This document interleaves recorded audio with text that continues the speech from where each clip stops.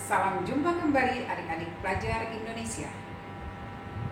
Kali ini kita akan mempelajari bahasa Indonesia kelas 11 bab 6 dengan judul Merancang Karya Ilmiah. Hari ini adalah kelanjutan dari materi minggu lalu. Di minggu lalu kita sudah belajar tentang merancang karya ilmiah bagian yang pertama. Hari ini kita akan belajar materi pembelajaran bahasa Indonesia merancang karya ilmiah bab 6 kelas 11 bagian yang kedua. Sudah siapkan adik-adik?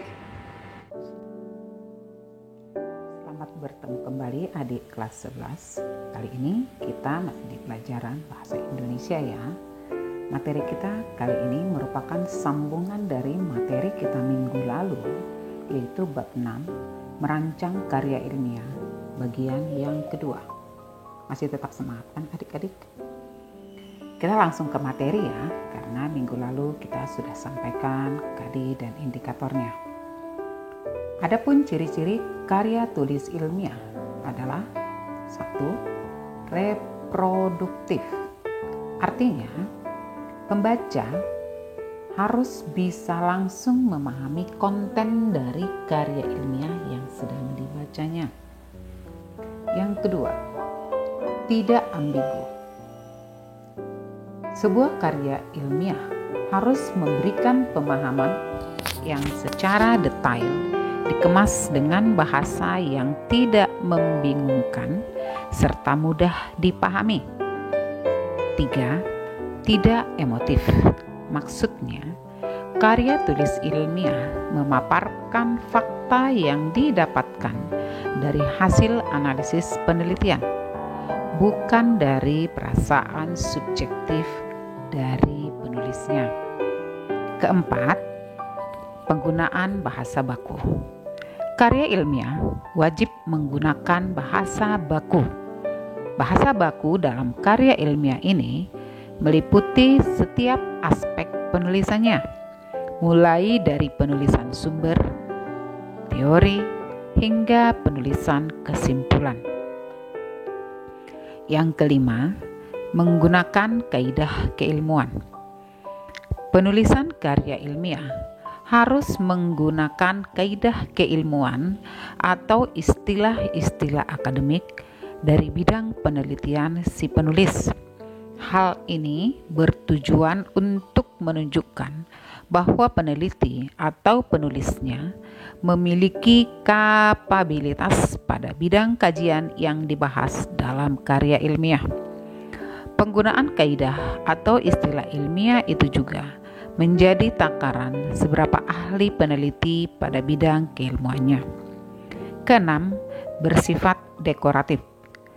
Penulis karya ilmiah harus menggunakan istilah atau kata yang memiliki satu makna dan harus menonjolkan keruntutan pikiran yang logis dan kecermatan penelitian.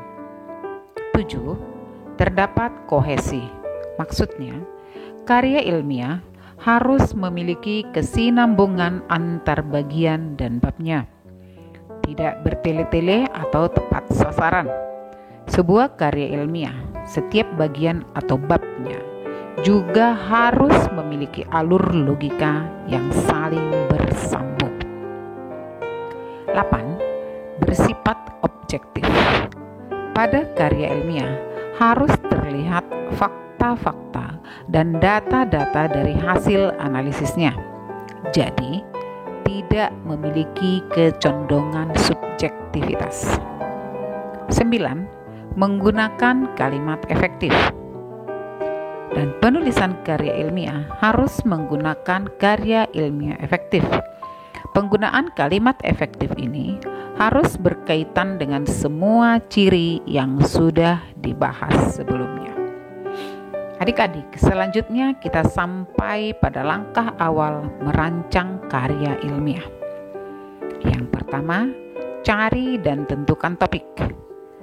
Bagi penulis pemula, topik sebaiknya dicari yang sesuai dengan bidang masing-masing ataupun masalah yang paling dikuasai. Bertanya kepada diri sendiri, saya menguasai atau tertarikkah pada bidang yang akan saya tulis? Kemudian, penulis karya ilmiah harus membaca sebanyak mungkin jurnal, laporan penelitian, buku, makalah, akses internet, terutama tentang topik yang akan ditulis.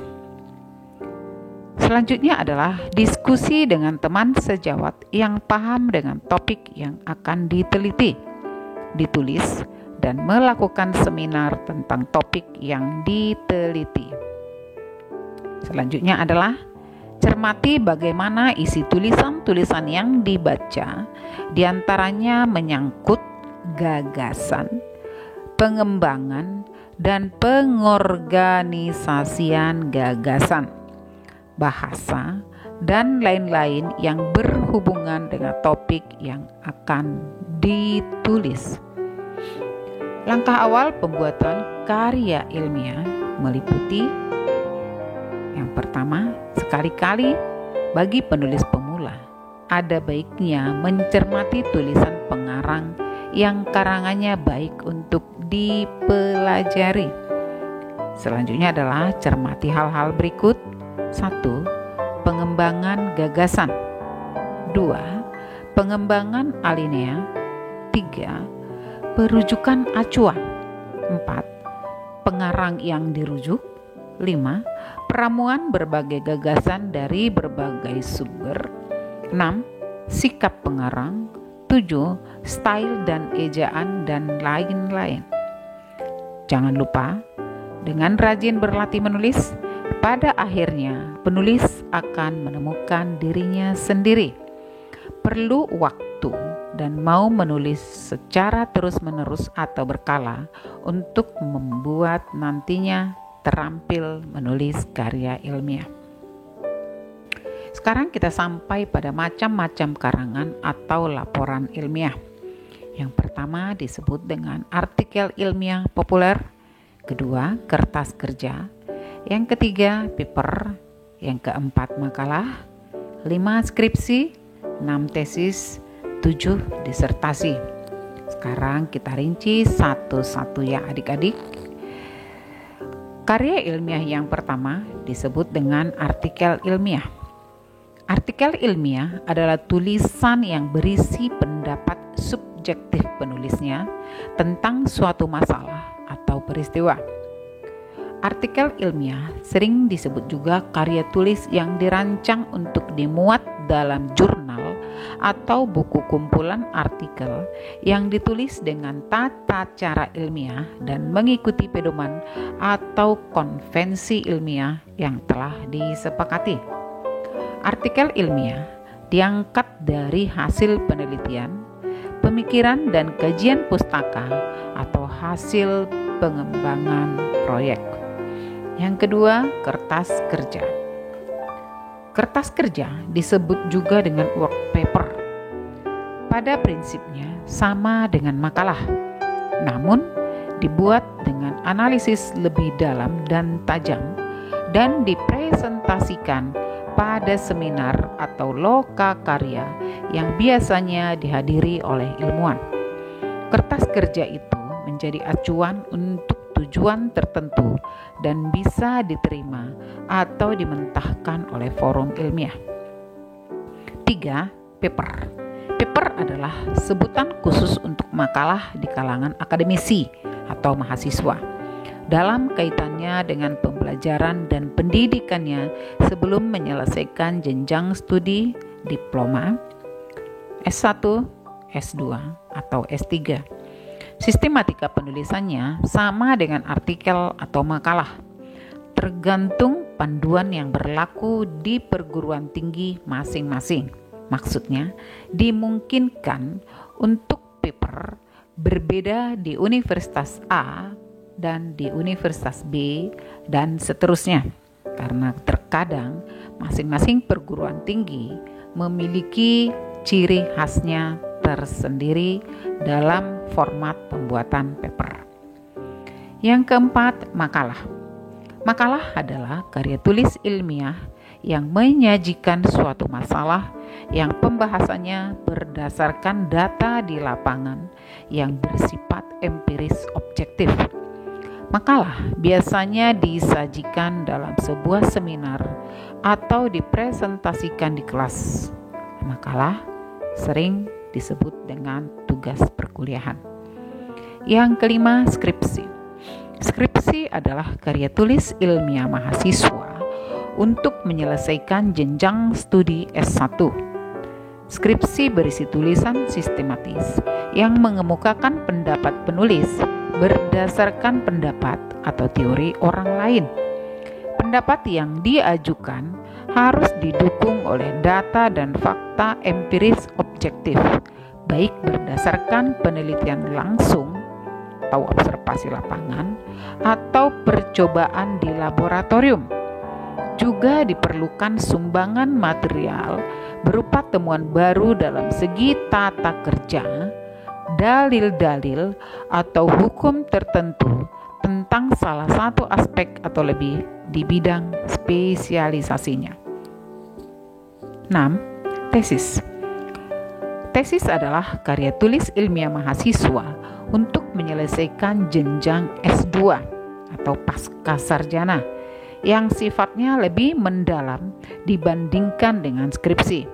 Tesis mengungkapkan pengetahuan baru yang diperoleh dari penelitian sendiri. Yang selanjutnya tentang macam-macam karya ilmiah adalah disertasi. Disertasi disebut juga dengan PhD tesis, adalah karya tulis ilmiah mahasiswa untuk menyelesaikan jenjang studi strata 3, yaitu untuk meraih gelar doktor. Disertasi mengemukakan suatu dalil yang dapat dibuktikan oleh penulis berdasarkan data dan fakta yang sahih atau valid dengan analisis yang terinci. Disertasi ini berisi suatu temuan penulis sendiri yang merupakan temuan orisinal atau asli. Kita sampai sekarang pada syarat menulis karya ilmiah. Adapun syarat menulis karya ilmiah adalah 1. Motivasi dan disiplin yang tinggi. 2. Kemampuan mengolah data.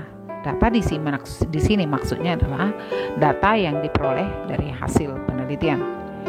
Yang ketiga, kemampuan berpikir logis yang sering disebut dengan runut dan terpadu atau sistematis. Yang keempat, kemampuan berbahasa yang memadai dan mumpuni.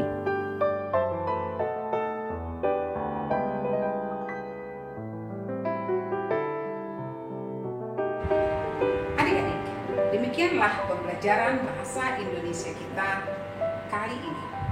Di atas segalanya itu, tetap harus berlatih, dan berlatih. Selamat berlatih belajar Indonesia, salam sehat, dan tetap semangat.